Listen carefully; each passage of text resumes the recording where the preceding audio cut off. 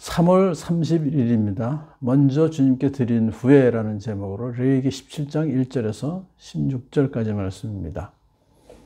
하나님께서 이제 이스라엘 백성들이 가축을 먹을 때에도 먼저 하나님께 제사를 드린 후에 먹어라. 그렇게 이제 명령하셨어요. 누구든지 소나 양이나 염소를 잡을 때에는 진 안에서 잡든지 진 바깥에서 잡든지 그것을 회막 어귀로 가져와서 주에게 제물로 바쳐야 한다. 반드시 그 짐승을 제사장으로 끌고 와서 주에게 바치는 화목제물로 그 짐승을 죽여야 된다. 그러니까 진 안에서 잡으면 물론 가져오기 쉽지만 진 밖에서 잡더라도 먼저 회막 어귀로 가져와서 희생제사를 드린 후에 그 다음에 먹어야 된다. 그런 뜻입니다. 만일에 그 제사도 드리지 않고 진 밖으로 나가서 짐승을 잡으면 그 짐승을 잡은 사람은 실제로 피를 흘린 죄를 지는 거예요. 살인죄를 지게 되는 거예요. 그래서 백성 가운데서 끊어져야 한다는 것을 창세기에서 말하고 있습니다. 현대에는 위생상 도살장을 별도로 설치하고 그곳에서만 가축을 도살하지만 그 당시에는 함부로 가축을 도살할 수 있죠. 아무 데서나. 그러면 그것은 살인으로 간주하는 것이에요. 이것은 짐승의 생명도 사람의 생명과 같이 하나님의 소유물이기 때문에 그래요. 모든 생명은 하나님의 것이기 때문에 먼저 하나님께 가지고 와서 제사를 드리려고 난 후에 그 고기를 먹도록 규정하신 것입니다. 자, 제사장은 이제 그 짐승을 죽인 후에 그 피를 번제단 쪽에 뿌리죠. 그리고 기름기는 불살라서 그 향기로 주님을 기쁘게 해야 합니다. 인간이 먹을 수 없는 피와 기름기만 하나님께 바치고 그리고 모든 고기는 그 짐승을 가지고 와서 잡은 그 사람이 다 먹을 수 있도록 한 것입니다. 백성들은 더 이상 그들이 잡은 짐승을 수염소 귀신들에게 제물로 바치는 음행을 저질러서는 안 된다. 그 당시에 이집트에서도 그랬지만 가나안 땅에서도 이방인들은 수염소 형상을 우상으로 섬겼어요. 그리고 광야에서 들에서 그 우상에게 제사를 드리고 그 고기를 먹었습니다. 그것을 우상 섬기는 것은 음행이기 때문에 그것을 제물로 바치는 것은 음행을 저지르는 것이기 때문에 그러면 안 된다. 그러나 이 규례는 광야에서 40년 동안 집단 생활을 할 때에만 가능했습니다. 지키는 것이. 광야 생활이 끝나고 이제 가나안 땅에 정착한 후에는 그걸 지킬 수가 없죠. 가나안 땅에 흩어져 살아야 하기 때문에. 그래서 이것은 그 규정은 완화가 되었습니다.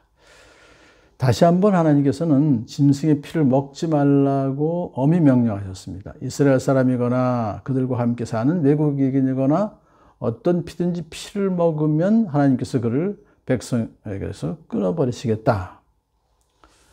피는 너희 자신의 죄를 속하는 제물로 삼아 제단에 바치라고 너에게 준 것이다. 피가 바로 생명을 지니고 있기 때문에 죄를 속하는 것이다. 피가 죄를 덮어서 생명을 멸망치 않게 하는 것이다. 라고 친절하게 설명까지 해주셨습니다. 그러니까 피는 생명이에요. 그래서 생명은 오직 하나님의 주권 영역에 속하였으므로 피를 마시는 행위는 하나님을 모독하는 신성 모독죄에 해당하는 것입니다. 그리고 무엇보다도 이 피는 속죄의 유일한 수단이죠. 왜요?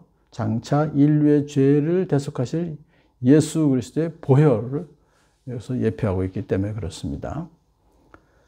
자, 피가 죄를 덮어서 생명을 멸망치 않게 한다는 것이 구약시대의 그 제사의 속죄 방법이죠. 그런데 제단 위에 바친 피는 바로 예수 그리스도의 보혈을 예표하는 것입니다. 십자가에서 흘리신 예수님의 피가 우리의 죄를 덮어주셔서 우리를 생명을 갖게 하시는 새로운 생명이죠. 우리는 믿는 사람들은 그것을 갖게 해주시는 것이다. 그래서 사실 사도 바울은 우상에게 바쳐진 제물이나 짐승의 피가 우리를 부정하게 하는 것이 아니라는 것을 말했어요. 신약시대에.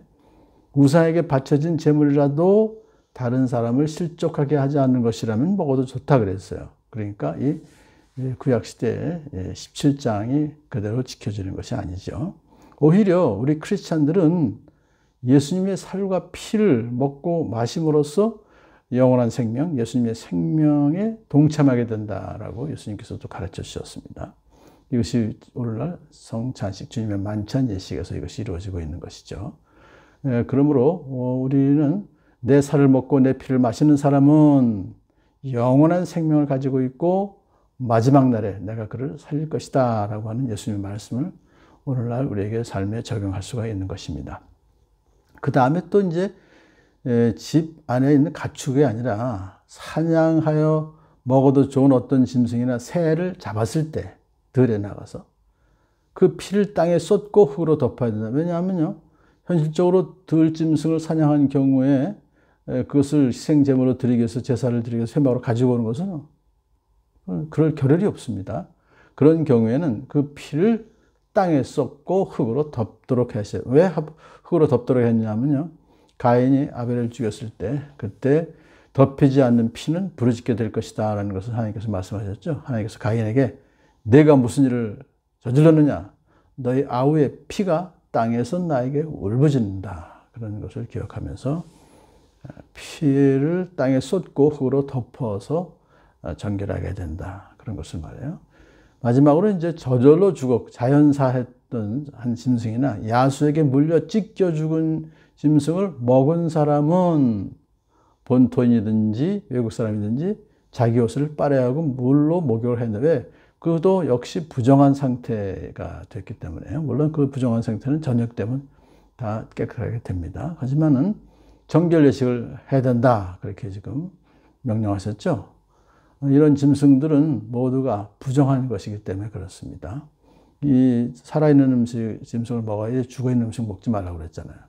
그러니까 그 죽어있는 사체, 그 짐승들을 만지거나 먹으면 죄를 짓는 것이죠. 그래서 무의식 중에 그런 짐승들을 먹음으로써 부정하게 되었을 때 그 부정을 제거하기 위해서는 옷을 빨고 목욕을 해야 됐다 하는 것을 말해요.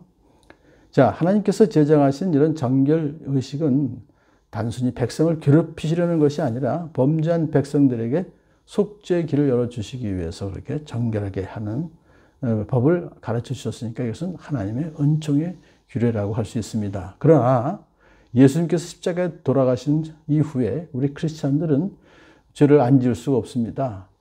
그런데 죄를 지었을 때 하나님과 이웃 앞에서 회개하고 예수님의 대속의 피로 그 죄를 깨끗하게 씻김 받게 될 것이라고 사도 요한은 요한일서 1장 9절에서 약속했죠. 우리가 우리 죄를 자백하면 하나님은 신실하시고 의로우신 분이셔서 우리 죄를 용서하시고 모든 불의에서 우리를 깨끗하게 해 주실 것입니다.